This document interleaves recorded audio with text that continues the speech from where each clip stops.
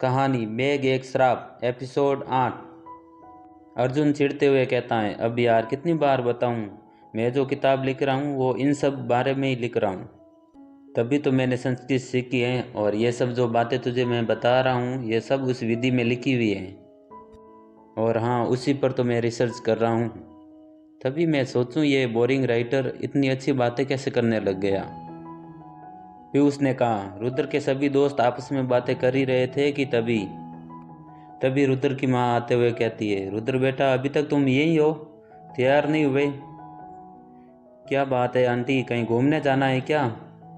नहीं बेटा, अभी तो हल्दी की रस्म बाकी है ना बेटा।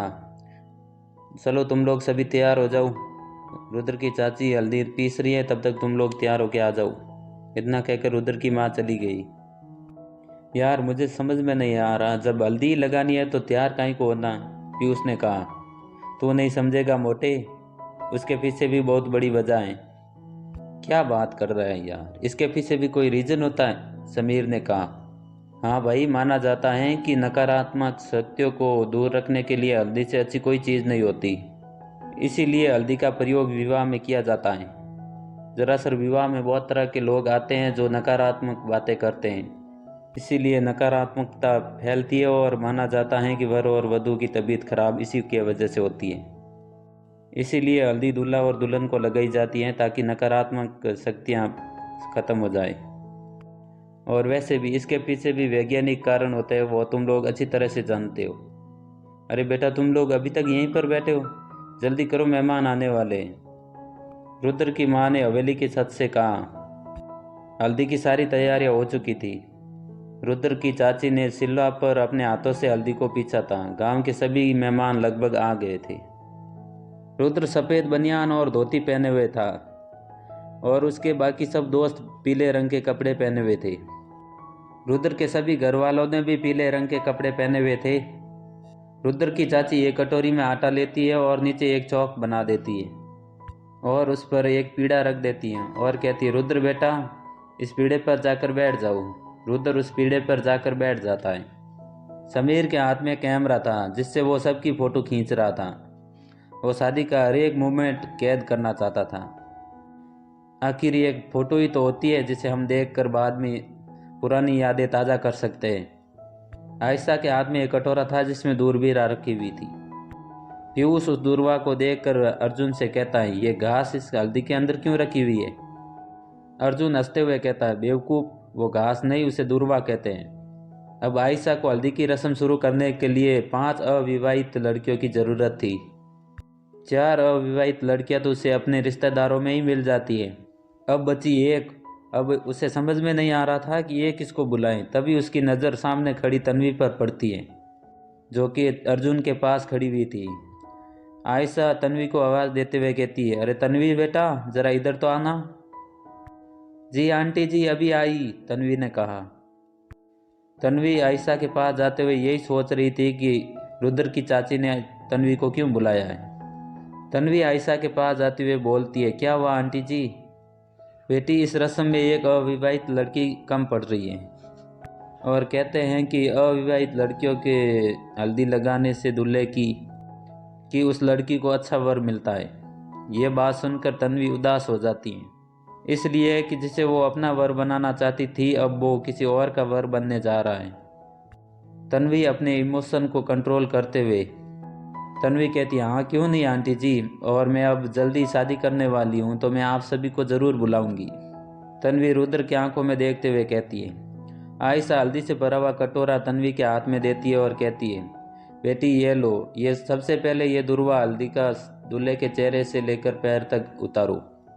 तन्वी हल्दी लेती है और रुद्र के चेहरे से पैरों तक उतारती है। अरे ये क्या बेटा, तूने तो थोड़ी सी भी हल्दी अपने हाथों पर लगने नहीं दी, ऐसे कैसे अपना मनपसंद वर मिलेगा?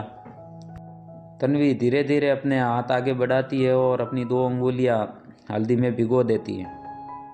अब वो अपनी अंगुलियां रुद्र के गालों की तरफ ले जाती हैं। रुद्र और तन्वी अब एक दूसरे की आंखों में देख रहे थे। जैसे ही तन्वी रुद्र के गालों पर अंगुलियां लगाने वाली थी, उसको याद आता है वो लम्हा जब उसने पहली बार रुद्र को छुआ था। तन्वी अपने यादों में खो जाती है और उसे याद आता है भोपाल का यूआईटी कॉलेज। कॉलेज का वैज्ञानिक रूम नंबर 108, और वो सेकेंड ईयर में थी और उस कमरे में वो और रुद्र ही थे। बाकी के दोस्त नीचे ग्राउंड फ्लोर पर होली खेल रहे थे, जिनके हल्ला करने की आवाज़ उस कमरे में भी आ रही थी। रुद्र, मैं कह देती हूँ, मेरे पास नहीं आना, तन्वी ने कहा। अरे ऐसे कैसे नहीं, हमारी ये पहली होली है। हाँ पता है, पर प्लीज़ रंग नहीं। तुझे पता है ना मुझे रंग से एलर्जी है। हाँ पता है, इसीलिए तो स्पेशल रंग लाया हूँ। इससे तुम्हें कुछ नहीं होगा। नहीं रुद्र, प्लीज़ रुद्र मत लगाओ, मेरा चेहरा खराब हो जाएगा। नहीं होगा तन्वी। इतना कहकर रुद्र तन्वी का हाथ पकड़ लेता है। तन्वी ने दोनों हाथों में मुट्ठी बांधी हुई थी। छोड़ो रुद्र मुझे। नहीं, मैं नहीं छोड़ूंगा। छोड़ो। नहीं, मैंने कहा ना छोड़ो मुझे। तन्वी की गुस्से भरी आवाज़ सुनकर रुद्र को भी गुस्सा आता है और कहता है, ठीक है, मत खेलो होली, बाय। इतना कहकर रुद्र तन्वी का हाथ छोड़ देता है और कमरे से बाहर जाने लगता है।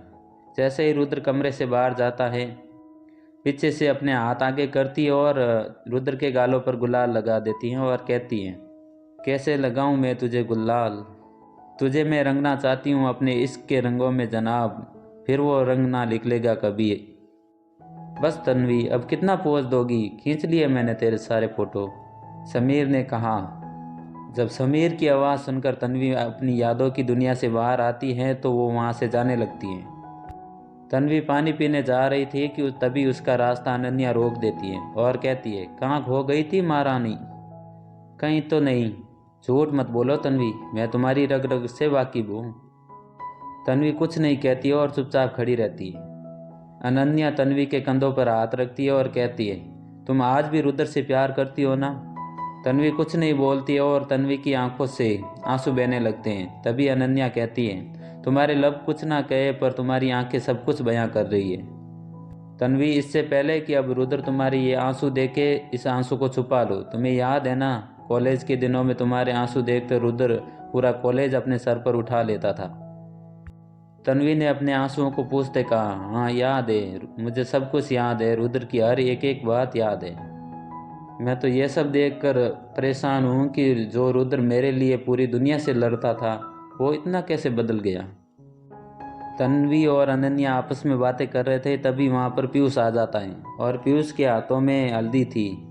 पीयूष अपने हाथ अनन्या की तरफ करते हुए कहता, आजा हीरोइन, तुझे मैं हल्दी लगा देता हूँ, तू और गोरी हो जाएगी। इसकी ज़रूरत मुझे नहीं, तुझे है मोटे। क्या कहा? इतना कहकर पीयूष आगे बढ़ता है अनन्या को हल्दी लगाने के लिए और अनन्या वहाँ से भागने लगती हैं। सभी मेहमान रुद्र को हल्दी लगाने लगते हैं। रुद्र के चेहरे को देखकर ऐसा लगता था कि वो खुश है या नहीं। वो जब भी तन्वी के चेहरे की तरफ देखता उदास हो जाता था और अपनी माँ की चेहरे की तरफ देखता तो उसे हंसी आ जाती थी। समीर ने अपने कैमरे में हल्दी का हर एक एक पल कैद कर लिया था और वो खुद ही हल्दी खेल चुका था। रुद्र बेटा, तेरी हल्दी हो गई, अब तुम नहा ले और तेरे कपड़े चाचा को दे दे, रुद्र की माँ ने कहा। पर क्यों माँ? सवाल नहीं करते बेटा, जा जल्दी और ये कपड़े तेरे चाचा को दे दे।